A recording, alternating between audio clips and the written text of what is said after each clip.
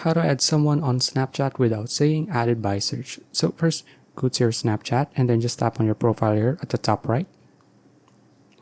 Next is you just need to scroll down and tap on add friends here.